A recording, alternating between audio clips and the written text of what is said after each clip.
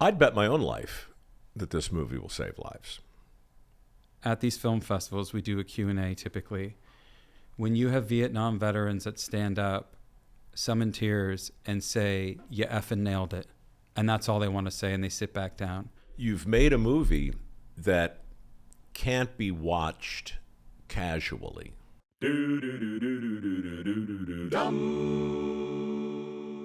Hey, thank you for coming. From where did you come?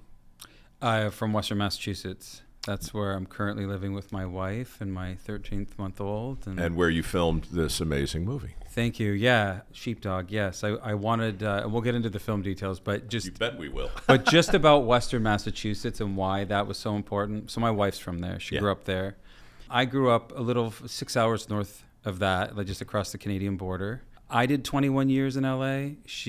My wife did 10 of those last 21. And so funny when people say that. It's like, that's I the did same the way you time. talk about prison. Yeah, well, I did 21. Anyone that's lived here that long is like, the city underwent a lot of changes, and and we were blessed that she got pregnant, and like anyone in that situation, you got to make some big decisions. Yeah. And it's no longer about yourself, and we went back to Western Mass, and that's where we currently are, and it's great for so many reasons. Let me say, as we get into your film and a whole lot of other things, I watched it last night. I so appreciate that you made it. I loved watching it most of the time, but I got to be honest, man, there were parts of it, and I'm in this world. The combination of grit and like unflinching reality around this issue, PTS.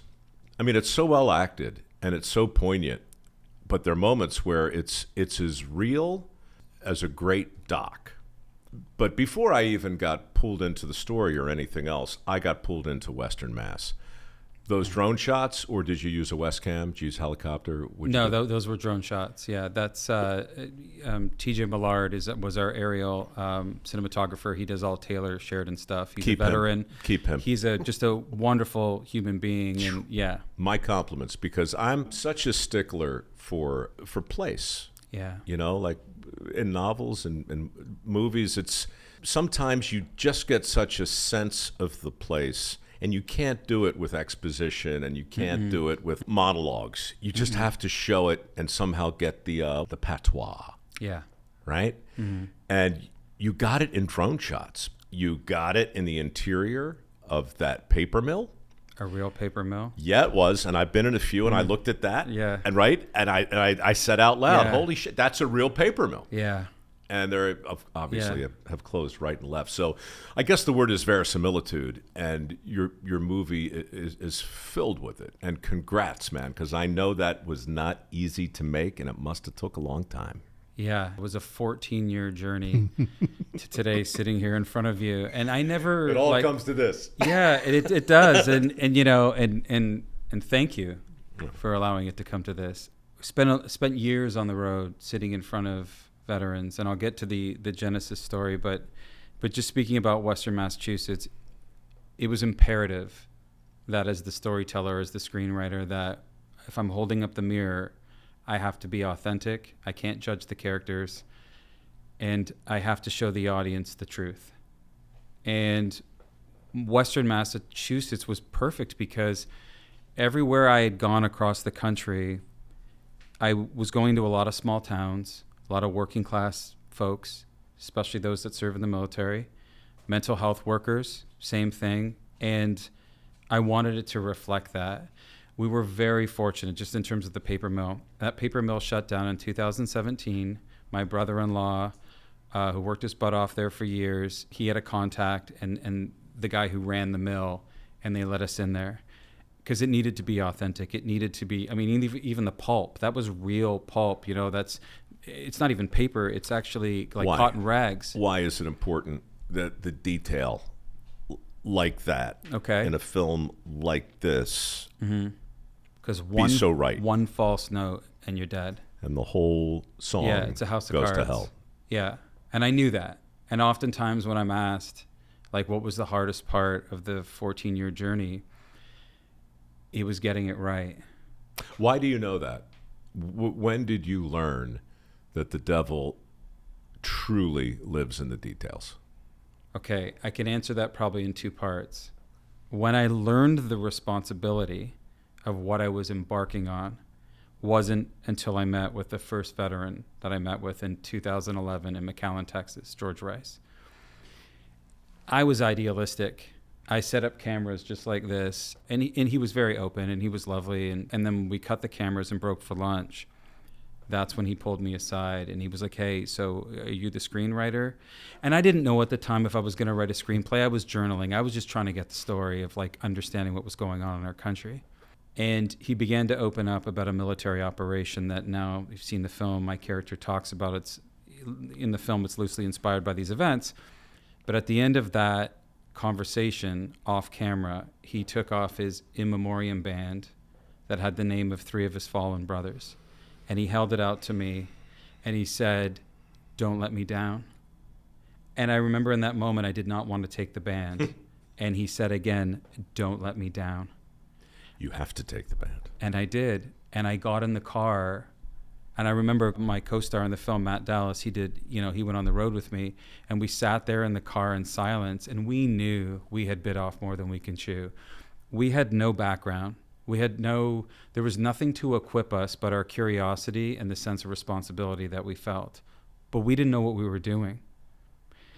And we sat there, and I remember thinking, well, the easy path right now is to go back to LA and just call it a day and go like, hey, we're not cut out for this. Or I take this band and I continue on. And that was the summer of 2011. In telling the truth and telling people's stories, hundreds of people that we met with, I wanted to do them a service, to represent their lives as best as I knew how to. That wasn't a glossy Hollywood story or movie. I raised all the production budget, independent financing out of Texas. I had no studio notes. I took a lot of script notes from people I trusted in the veteran community, mental health community. I had no agenda personally, but I didn't have anybody looking over my shoulder with an agenda. And that's how... Other than your soul and your conscience and the incredible weight of the project that you assumed. I want people to understand something. I've done, I don't know, maybe 14 stories about vets and various organizations that are trying to help people like the character you portrayed who are struggling so terribly with this stuff. But I live in a very, very specific kind of TV land where there's no pre-production. Yeah. There's really no second takes in my world. There's no casting. Very, very, very little of that. I have a certain amount of freedom to move and pivot and zig and zag fast. I can touch things like they're hot. Yeah. In relative terms. Yeah. You can't. Yeah. You're in a whole different type of world. So I think it's important for people to understand that I get a certain amount of credit for trying to shine a light on this issue, but I can do it quick. I was surrounded by good people. I was surrounded by people, Gold Star family members. You cast them. I did. 5 of them. Veterans that would check in and make sure everything was okay. And how many vets in the movie altogether? 17, yeah. And why that was important too, not just in the storytelling, but through my production company, Team House Studios. Our mission is to hire and train veterans and Gold Star family members in front of the camera and behind the camera. What I had learned very quickly was a return to the camaraderie. So if you put a group of veterans, say, in an Airbnb and they're sharing a house, when you wrap and they go home and they're eating chow together, there's a sense of camaraderie that they miss from the service that they get again. A lot of people don't realize this. Filmmaking, you're working with your hands, and it's a very blue-collar job, and it doesn't get glossy and all the Hollywood nonsense until you get to the red carpet. But the actual making of the movie, you're moving C-stands and sandbags. You know this, right? You were doing it up and down sewers. And then the hours are wild, right? So just to touch on what you've been doing in your work too, because this tethers very well to why that is the mission of the production company. Soon may the noblemen come to bring a bottle for everyone. One day when the waiting is done, we'll take a drink and go. Soon may the noblemen come to bring a bottle for everyone. One day when the waiting is done, we'll take a drink and go. Soon may the noblemen come to bring a bottle for everyone. One day when the waiting is done, we'll take a drink and go. Soon may the noblemen come to bring a bottle for everyone. One day when the waiting is done, we'll take a drink and go. Soon may the noblemen come to bring a bottle for everyone. One day when the waiting is done, we'll take a drink and go.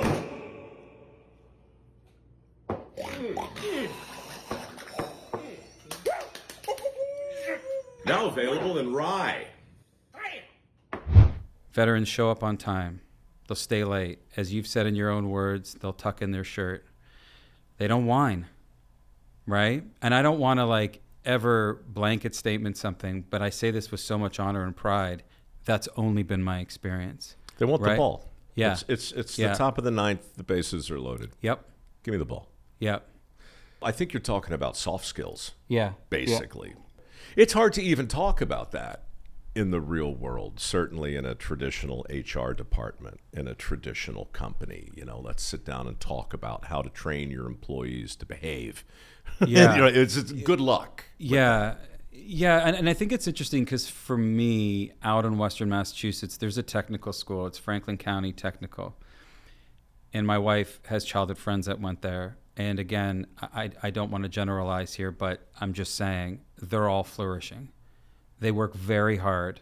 From what I understand, they're all happy. Their sense of purpose out there, many of them are like family to me. Think about that shift from Los Angeles to being in that kind of environment, and it's been very healthy for me. It's a sea change. Yeah, especially being someone who grew up, on my grandparents' fruit farm. It's been really good for me. Why is your last name spelled so funny? It's a long story, and which I actually haven't told. So here we go. Okay. You can't have two names in the union. In the Screen Actors Guild. That's correct. Yeah. And I remember, my early manager at the time, my agent was like, "Oh, you might have to change your name and everything." And I didn't want to change. I'd heard stories that Leo DiCaprio, he had a manager that said, "Change your name to Lenny Williams. Your name is too ethnic," or something. And and it's just so ridiculous. Thank God he didn't. Hey, Chuck used to be called Brad Pitt once upon a time, but that didn't work out. Didn't stick. I remember sitting at the kitchen table with my parents. I'm like, I don't want to change my name. Do I go with my middle name? And my mom was drawing out letters and whatever. And she, with me at the table, said, "Okay, there you go. Look, I wasn't going to go with, Steven Sweetwater or something like that." You know what I mean? Are you joking? You mean the Western Massachusetts Sweetwaters? Yeah. So I read about you guys.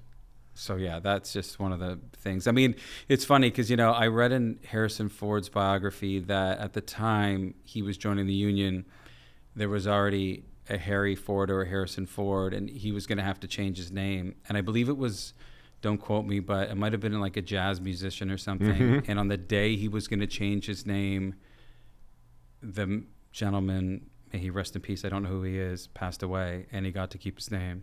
Well, there you go. And it could have been, something very Charlie Ford stars in Frank. Yeah, Return of the Jedi. Is Han Solo. Yeah. No, I had a heck of a time with a guy named Mike Rowe who had bought MikeRowe.com years ago. And he didn't do anything with it. He just held it. And, I learned later that he basically bought the thing in season 3 of Dirty Jobs. Oh, no. Yeah. He watched the show and he's like, you know what? I think this son of a bitch is going to do something with his life. And he bought it because it was his name too. We eventually reached out to say, "Hey, look, if you're not using it, can I buy it from you?" Yeah. And you know what? He simply asked for too much. And so I passed. Yeah. And then he passed. And then you got it. I got it. Yeah. What is the moral of this story, of both of these stories? Well, I think one moral is patience. Yeah. It's very Shakespearean, what's in a name. Right? It just seems like, I mean, we hear these stories, but I'm always fascinated by them because, I wonder if I'd be sitting here talking to you today had my name been Zach, which it was for 24 hours, apparently. But my mom had second thoughts. And so, does Stephen Graham, by a different spelling, wind up taking a different road? Or if Stephen becomes Simon or Sven? No, it's funny that you say that, because it definitely, at the time, it was because I booked a gig, right? So you have to make that decision there. You're joining the union. Yeah. At the time I was in university, it was in my second year, and I was pretty sure I was going to go pre-med. I don't know. Maybe I wasn't going to do that, right? And so I think it definitely, oddly, if we're talking about consonants and a last name, it definitely, for whatever reason, defined a different path, because I went all in. It was a lot. It was very expensive. I was on an academic scholarship, but it didn't cover all of it. I was staring down the barrel of tens of thousands of dollars. Sure. I jumped ship, and I moved to Vancouver, Canada at the time, and to act, right. But I have to say, I did train classically. I had studied at the Royal Academy in England and everything, so this all was in that year of dropping out. And I moved to Vancouver, Canada, and I was very fortunate to work right away. I moved to Vancouver. I didn't know a soul. So you're kind of redefining yourself. I felt more me because there was no guardrails, or there was no training wheels. It was all in. And I was very fortunate. And then within those, 2 or 3 years, I booked work. I was able, and that's when I moved to Los Angeles. And then there was no looking back. Well, it is interesting if you think about what happens when you change your geography. Yeah. Right? And we started with geography, but it really influences. Your surroundings have an undeniable influence on who you become. I think your name also has an influence on your identity. And to be forced to change it if you want the gig, right? I mean, it's like this one more example of, all right, I am transforming in a lot of different ways. Your movie is about identity. It's about transforming. It's about what happens to a guy who goes in to hell with a band of brothers and comes out different. And then what's he do? He can't fix his problem. The character you play, Cole. Calvin Cole, yeah. Calvin Cole. Sergeant Cole, yeah. Yeah, he can't fix his problems by buying a vowel or juxtaposing some letters. And he can't fix his problems by moving to a new town. His problems are up there in the undiscovered country. Yeah, and I think it was really important to me in the storytelling to, Calvin is not broken. There might be fragments, but he is not broken, and he does not feel sorry for himself. If I share with you now the genesis of how I got to doing the research and why, I'd love to tell you, because that really connects to the character that I thought was important to play. Beginning of 2011, speaking of Vancouver, I'm shooting up there, but I'm now I'm living in LA. I shoot a film up there, I wrap on it, and I drove through the night, as I typically would do when I would go up to Canada. 3 hours north of the city, my car breaks down. And north of LA? LA, yeah. And I call AAA, and they send the local tow guy out. And so this guy shows up, and he was like, oh, we're driving all the way into LA. And he's like, all right, well, saddle up, partner. We got a long ride in there. I'm exhausted because I've been driving through the night. So I'm kind of nodding off, falling asleep. And he just started to open up to me. And he started to talk about the challenges of his marriage, of being the father of 3, his financial hardship. And then he began to open up about all of the medications that he was on for his post-traumatic stress from his military service, multiple deployments. I don't think I said 3 words on that drive. I just listened. That he kept saying to me, I can't believe I'm telling you this. I've never told my wife. I can't believe I'm telling you this. I haven't even told a therapist this, and so on. We get back to Los Angeles. Thank him for getting me home safe, give him a hug. I'm like, brother, if you ever need anything, I'm here. You ever want to grab a beer?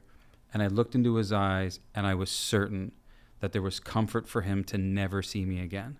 And I was like, all right, I couldn't stop thinking about him that week. And I was like, how could a guy who served his country feel this alone and disconnected from his family, his community, from his country? And just so I'm clear, in spite of this connection, you see in his eyes a look of relief that he doesn't have to see you again? Yeah, I think that there was something that was just cathartic. I don't know. Maybe because you're walking around with his secrets. And, I mean, it's one thing to unburden yourself. It's another thing to run into the person. That's right. You've unburdened. That's correct. And I think that speaks to what it was that, like, having shared that with somebody maybe in his direct circle, that he would have felt judged, or I don't know. But I do know that lit the spark. And it wasn't just a sense of curiosity. It felt like a sense of responsibility. So a month later, I'm on the Paramount Ranch shooting a Western with Matt Dallas, who became my co-star in the film. And I said to him, hey, man, I had this experience, and I tell him all about it. And I said, I've been journaling ever since, and there's got to be more men and women like him, and I feel compelled. I got to go out on the road and find out. If this becomes anything more than just journaling and a screenplay, I think you should play my best friend. And the reason I said that to him was because a week earlier during filming, Matt had shared a very personal story with me, and I'll never forget, as he was describing the pain of the personal story, he smiled through it, like the tow truck driver in some ways. So that's where that came story-wise. Matt agreed to go on the road with me that summer to see it for himself. And as I told you the story with Staff Sergeant George Rice, once he handed me that in memoriam band, there was no looking back. And 13 years, 14 years later, here we are. But that, there's nothing intrinsically or inherently magical about that band. It was the meaning you consciously or unconsciously assigned to it. I get your road to Damascus, right? You had a moment. But still, you're Canadian? Yeah, I'm dual citizen, yeah. Studied in England? Yep. Why do you give a damn about the trials and tribulations of the people who fought for this country? Because I wouldn't be here. My grandfather was a POW for 5 years during World War II, and he was tortured. I grew up with him sleeping on the bottom bunk to his stories at night in his broken English about what happened to him. At that time, he described, in my childhood mind as I remember it anyway, literally a scene of American and Allied troops coming over the horizon to liberate them from these labor camps. That was my dog in the fight. If they hadn't have been, he wouldn't have got to North America. I wouldn't be here. That's part one. Part two, when Operation Iraqi Freedom first happened, I remember sitting on the freeway and hearing the news of 48 hours, I believe it was, for Saddam Hussein to get out of the country. And I remember I had auditions all that week. And the first casualties began to come in. And this was at the advent, I think, of like internet updates, like Yahoo internet updates or whatever. I couldn't focus. I just couldn't believe we were sort of living through this, right? And you see the faces of the fallen or whatever. For those following weeks, I called off any appointments I had or anything. And I was just trying to work through it. I don't know why, Mike. I don't. But it wasn't until that personal sort of seminal moment with the tow truck driver where I was like, okay, this has to be a calling. And I was willing to accept that if it wasn't, I could have made that decision once I was out on the road. And I have to say, like, the research didn't stop there. I was very fortunate. The Detroit VA Medical Center, that first summer, I was able to build their trust. They allowed me in there to role play with their doctors, their therapists, their neurologists, neuropsychologists. That informed so much of the film. It informed Virginia Madsen's character, who plays my trauma therapist. It's terrific, by the way. I also, she's just incredible. And then I also did Honor Flight out of Austin. That's where you take veterans, as you know, to their respective memorials in D.C. So Vietnam veterans and World War II veterans that I had the great fortune to do multiple times. Most of Vondi Curtis Hall's dialogue was informed directly. I didn't invent that. That stuff I heard down at the bar with my respective veteran that I was with or with the group over whiskey. You're putting words in actors' mouths that you had heard in real life or that are coming out of a transcript? No, that are in real life. So here's the thing. I'll give you an example. At the end of Honor Flight, they do You're Coming Home, okay? And again, I want to be really careful because I don't want to blanket statement things, but I'm just giving you my own personal experience of what it was for me. Sure. So you get your coming home.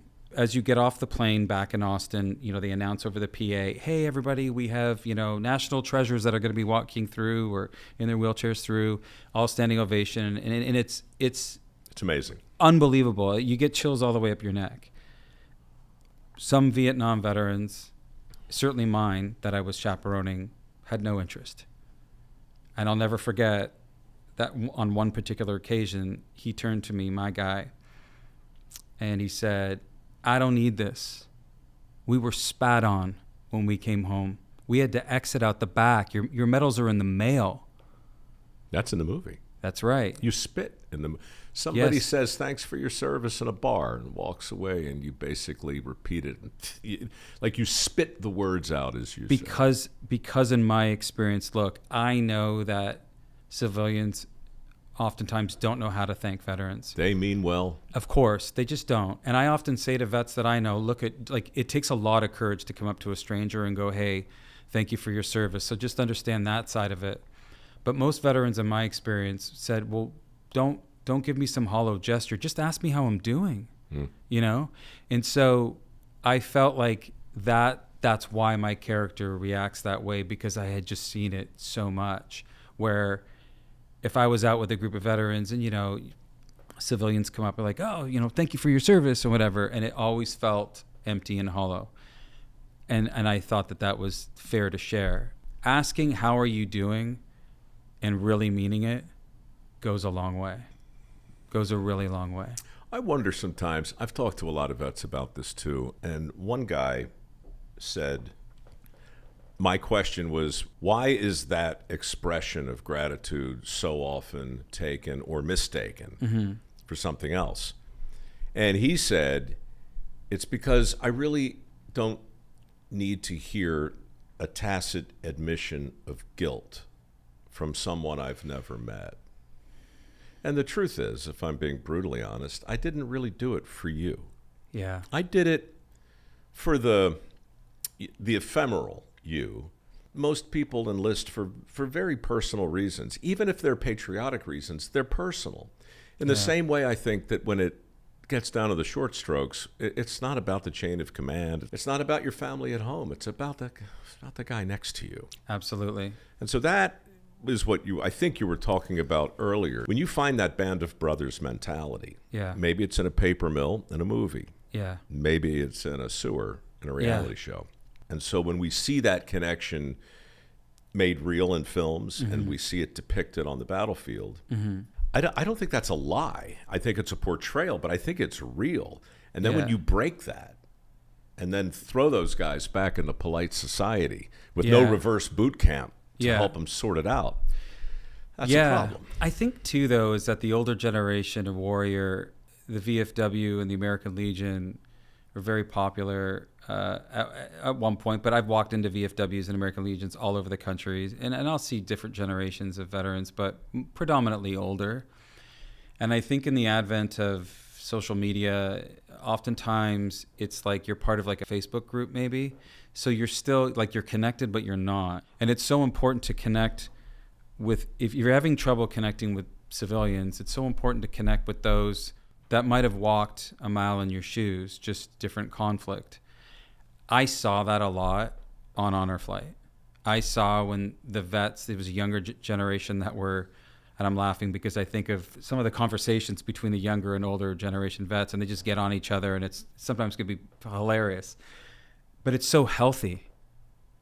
And then you have this incredibly communal experience, whether you're at the Vietnam Wall, very sobering. And then that night, if you're so lucky, you get to have a couple whiskeys together. And there's just something, it's like a sweat lodge. There's just something in that. And then to be a civilian who didn't serve and to be able to be invited into that, it's life-changing. It heartens me to hear you say it. I agree violently. It's not just something. It's something eternal. Man, how much fun did we have in VFW halls growing up? A lot of fun. A lot of fun. And precisely because it was populated with a generation that was distant from us, and yet available to us. And these were men who sang the old songs in 4-part harmony, and who ate their peanuts and drank their National Bohemian, and would sit you down and would tell you a story, like a real story about foxholes and grenades and uncommon valor, and then pause to sing a song. And that was communal. And I'll tell you, man, it's funny. I did a movie a couple years ago and filmed a scene at the World War II Memorial. I was just doing a stand-up, basically, and an honor flight came in. Yeah. It was totally unplanned, and I called the crew over because there was an old man in a wheelchair who knew me, had seen me on the TV.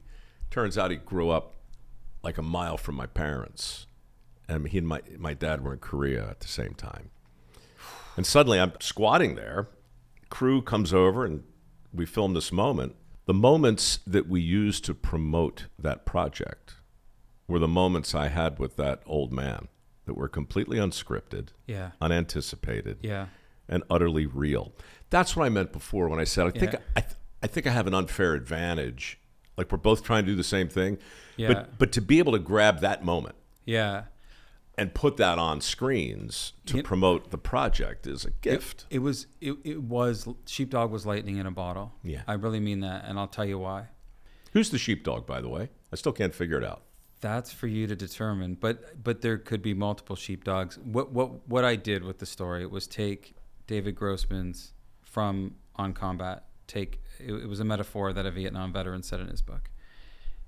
But I didn't want to make it sort of the literal sense of, as we know, sheepdogs in our society, those that are law-abiding citizens that are comfortable with violence if need be, the wolf being, somebody who would commit a violent act that's immoral, and then the sheep being the general populace. I wanted to take it further and make it more of a metaphor for our story's sake of the wolf at your door, because I'm not showing you war scenes in the film, right? Not one. I'm showing you the war of the soul, and that's what I saw, because I've never walked on a battlefield, and that's what I saw. But I do want to say that, like, what informed so much of that writing and how it sort of came to be that was I felt, and why we pick up in the story 10 years after his first deployment. I hadn't seen that film for my generation. I hadn't. I'd seen Coming Home. I'd seen The Deer Hunter. He's back. It's only a few years. I'm going, like, if you were to pick up 10 years after that, right? Because I felt like, in some ways, that's where a lot of my research began. Like, I think guys that I was sitting in front of, men and women, were only out 2-3 years in the beginning, and then I remained friends, and I would follow their lives to see, like, where are they ending up and all that. And as it took longer to get the film made, and if I was going to play the part, I got older, the characters got older, and it became more interesting to me. And it just took on something in its own light. But I do want to say this about it being lightning in a bottle. And I appreciate you talking about the authenticity of the performances. The independent filmmaking, you have no money to throw at any problem. Zero. 0.0. Right. I had to trust that the research I did in my screenplay and the words on the page were enough. So there was never a moment on set where I ever went over into the corner going, gosh, what would Calvin do in this moment? Pure instinct. I would typically do 2 takes, like Clint Eastwood style. The last person I would typically speak to was my cinematographer, Evans Brown, who is like Gandalf. And he would have this calming voice. I had already mapped out the camera movements and everything, and we rehearsed, and then I would step in front of the camera, and that's what came out. And so I was never overthought, and that was also very similar to my entire cast. Had you directed before? Yeah, I mean, I directed music videos and stuff, like, just not like this. Feature-length film. No, but nothing like this. Not a serious drama.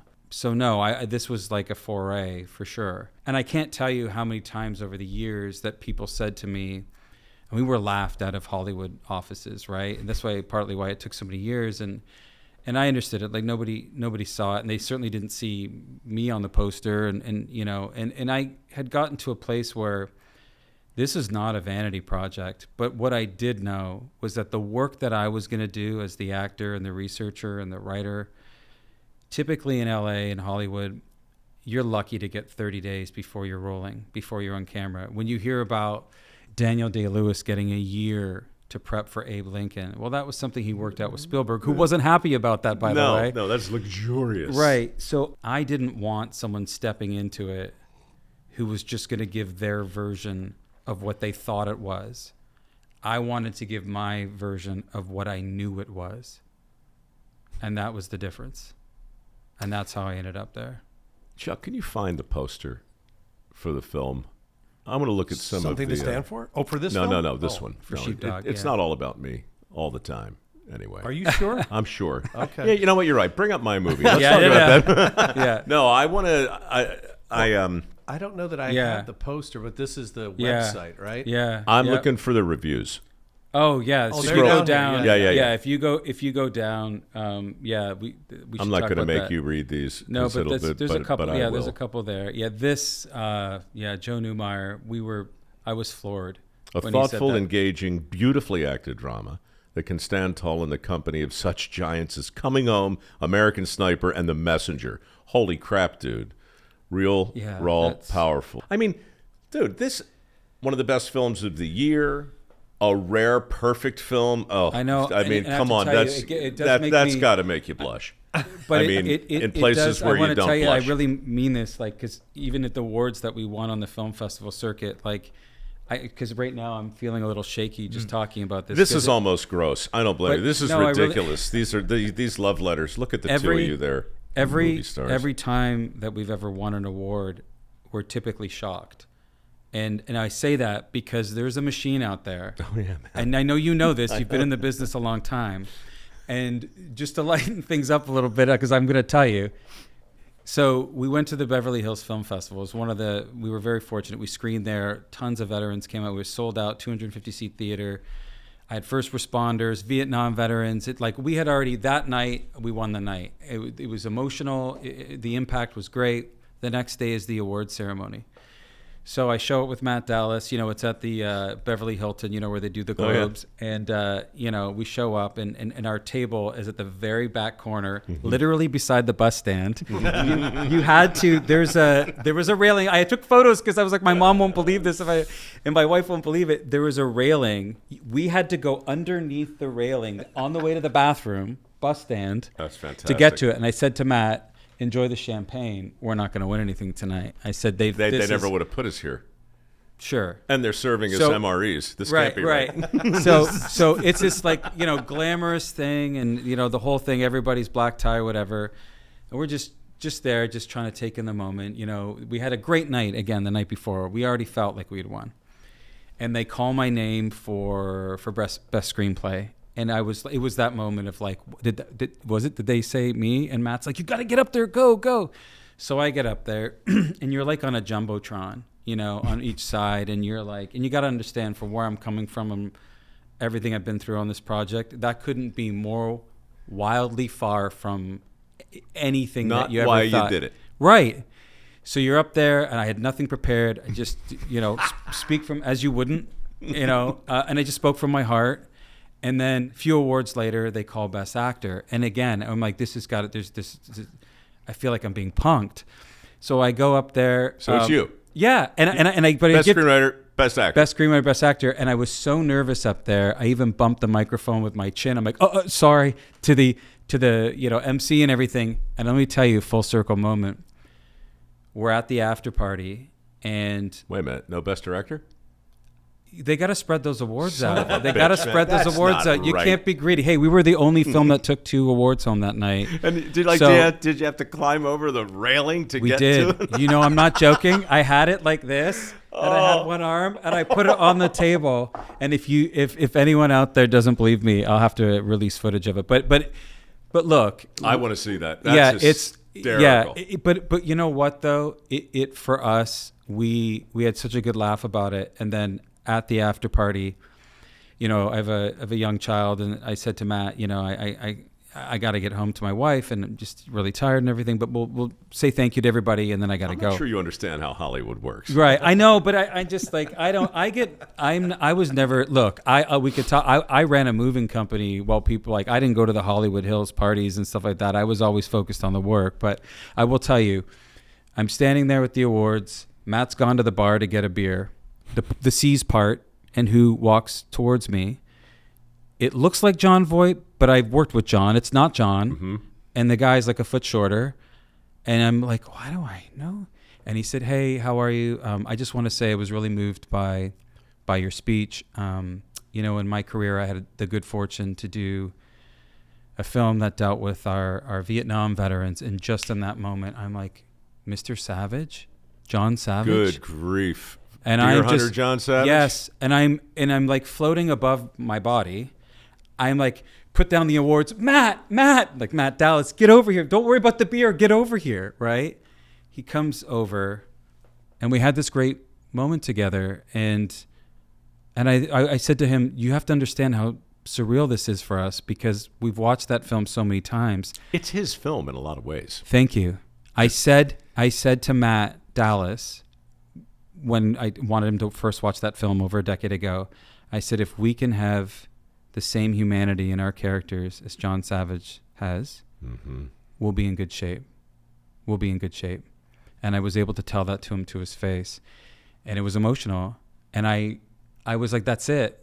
Anything that happens now, we don't have the money for the Hollywood machine to spend $50,000 in LA Times articles and Variety and all this kind of stuff. We don't have that.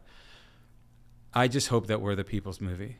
And that's all we can be. I just hope that the men and women that we set out to represent, the Gold Star families, the first responders, their families that have committed their lives to service and sacrifice, that's all I care about. And if we've done them solid, then we're going to be okay. Well, look, you've done them solid, for sure.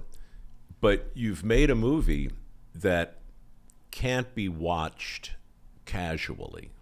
Mm-hmm. You know what I mean? It's like you don't put it on in the background, look up every now and then to see what's going on. Yeah. You need to sit down and you take a deep breath. The movie is both a love letter to the people it portrays, but it's also a challenge to the rest of us. Yeah. And by the way, let's go there because the rest of us includes me and you. And I'll ask you a question I get all the time, and forgive me. Did you have an imposter syndrome going on ever? Did you ever feel... Not while we were filming, because I didn't have time to think about that. Because you didn't serve, and I didn't That's right. serve. That's right. Yeah, and I did. I think in the beginning... And you surrounded yourself with people who did. Yes. Look, the performance is as good as it is, because I didn't overthink it. My North Star were the stories that both uplifted me, but for years haunted me in my own nightmares. That was it. It was that simple. When I gave that monologue to Virginia Madsen about the sheep pen, that was one take. I had met with all the guys in that unit that had loosely inspired that story. There was never, I mean, when I delivered it, I saw it. I saw it all because I had heard so many different perspectives of how that all went down. And then, of course, the time I spent with Brad Link in Pittsburgh, where in 2011 I went and lived with him. I stayed in his sister's attic, and I thought it was only going to be a day or two with him. I ended up staying with him for a month, and he used couch cushions as military homes to explain this particular operation. And there's just certain things that stick with you when he talks about the crack in the sheep pen wall and how ominous it was. So those things for years had haunted me. So a 2-foot crack. A 2-foot crack in the wall that when he walked by it, he had this awful feeling. And it wasn't anything else but that. And I started to see that in my own nightmares. And amongst all the other stories over the years that have been shared with me. But I think that when you talk about imposter syndrome, look, it's a heavy lift. It was terrifying. It's still terrifying. You can read all the quotes and awards and everything, but it's not out there yet to the public. The response has been incredible from the veteran community on the film festival circuit all over the country. But it's a heavy lift. And I know, like, just talking tonally about the film, there are parts that are very heavy. But I had to go to that place because in honoring the stories of those that were shared with me, I wasn't going to get into some of the movies that have been made in the genre that get into, for lack of a better term, blood and guts and so on. But I really had to go into the quiet spaces of trauma. It's not necessarily what's said, it's what's not said. And I had to go there because that's not only what I saw, but if you're going to sit there and relate to something, I felt that was my duty. So at these film festivals, we do a Q&A typically. When you have Vietnam veterans that stand up, some in tears, and say, "You effing nailed it," and that's all they want to say, and they sit back down. When you have an OIF or an OEF vet come up to you and hug you in tears, or say in front of a full auditorium of people, "I finally have a film to show my family why I am the way I am, but why they are the way they are," and then say, "I wish I could show this to my ex-wife." You know, it goes the full gamut, no question. But I hope the takeaway for folks when they see it is a few things. It's not a post-traumatic stress movie. It's a post-traumatic growth movie. You don't have to do it alone. You don't have to do it alone. But you have to do the work. You have to do the work. No shortcuts. I don't want to sound pompous, but just in what I saw, there isn't a shortcut. And I promise you, and I'll try not to be emotional about this, but I promise you, if you do the work, there is light at the end of that tunnel. I promise you, I've seen it firsthand, and it's a worthy path. It's a worthy journey. And that's all I hope that people get out of it by the end. And if you're a civilian, the call of action is to be more connected in your community. Go up, if you have a veteran that lives on your street, how are you today? It's that simple, you know? And I think that's our duty. I think if we can save a single life with the film, it'll be the greatest Hollywood success story. But if we can at least build the bridge with that gap between the civilian and the military and the veteran community, I think we've done our job. I'd bet my own life that this movie will save lives. I really would. And I'll tell you something else. 2 other men have sat where you're sitting. One you know for sure, Gary Sinise. Of course. And Gary said something very similar. And of course, he uses music the way you're using your film. It is a bridge. It's a reason. It's a connector. Mm-hmm. The other one is Scott Mann. You know Scott? I don't know personally, no. Scott wrote the book about Pineapple Express. Yeah, Pineapple Express, right, about getting out of Afghanistan. Yes. Mm-hmm. He did this basically, oh my God, the story's amazing, but he managed it from Florida, I believe, where he was living, and he's getting calls, and everything has gone to hell at Abbey Gate, and it's just, so he did that, but it still wasn't enough. This is a Green Beret who saw all the things and did all the things, and now he's home, and now this happens, and now today, what is he doing? He's building bridges. He's writing books. Yeah. So you got books, you got music, you've got film. You have an artistic community who's trying as best they can to use the clay on their potter's wheel. Yeah. Right? Mm-hmm. And then you've got all the citizens, and then of course you've got the cohort with whom we're most concerned. How bad is it? Like, what's your latest understanding of the stats? 17 a day, 20 a day? So when I started out on the journey, the report came out, I think in 2012. So in 2013, they reported 22 a day. And, you know, that's an interesting thing too, because at the time I was trying to get people to care as I was going into the research and so on. And I would talk sometimes to the press, sometimes I would do local television. If you ever mentioned veteran suicide, you would literally have a producer behind the camera freaking out like that wasn't on the docket. Why is he not talking about White Chicks or whatever movie he's in? No right? Shit. And you're like, oh wow. So then I looked into like, well, how do we make this palatable? And at the time, I was working with a VSO out of, and that's a veteran service organization, out of Dallas. And at the time, we were going into recruitment centers, and we would videotape pushing out 22. And at the time, I think it was around the Ice Bucket Challenge, and we were like, we should hashtag this. And this is the only way we can make it palatable, that we thought anyway, at the time, to bring awareness to it. And it took about a year, I think, or so to really take off. Because it started off, we hashtagged it Sweat for Vets. Mm-hmm. And then we changed it to 22 Push-Up Challenge. And, you know, a year later, The Rock's doing it, Chris Pratt's doing it. That was you guys? Yes. And those things take on their own... I did that. Did you? Yeah. Okay. I did the thanks. push-up thing. Yeah, well, there you go. And I hope look, I want to be also honest, like, as the original architect of that with the group, with the VSO that we worked with, I wasn't managing that weekly or something of where that mission, because what happens when those viral campaigns go, they turn into something else, right? Mm-hmm. Where people are doing it for awareness, for all the right reasons. Some people do it for clicks, whatever it is. But as long as the message is getting out there, which was veteran suicide, and just for this small period of time, it seemed like we could talk about it. And it's, even going into press on this movie, I feel like we're back to this place where we can't talk about it again. What is it, you think? I don't know. And do we, and to be honest, as a viewer, do we just tune it out? We don't want to know what's behind the curtain. We don't want to know that. That's ugly. That's scary. I don't want to know.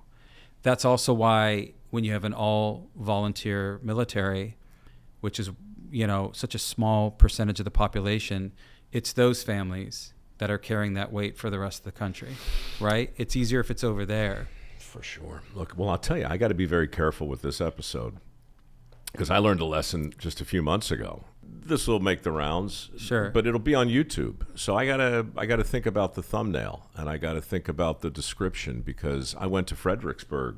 Taylor and I shot a story down there.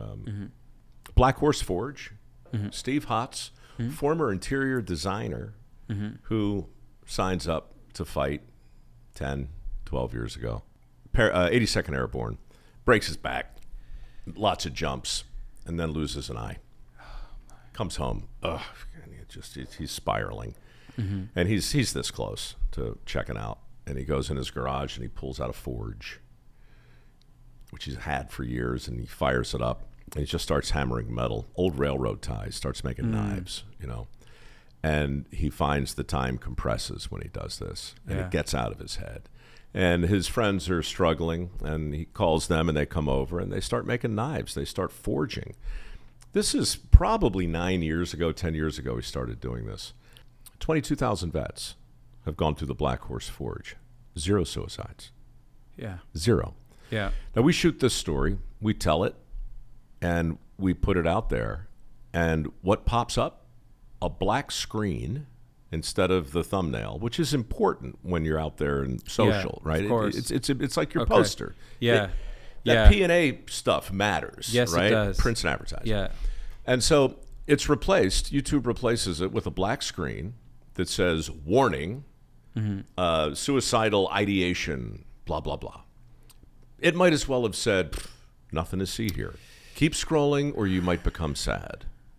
Now, that's what we're dealing with. Yeah. It'd be a very simple matter for Regal theaters, just throwing out a name, could be any of them, to take your film and make it available for free on Veterans Day all over the country.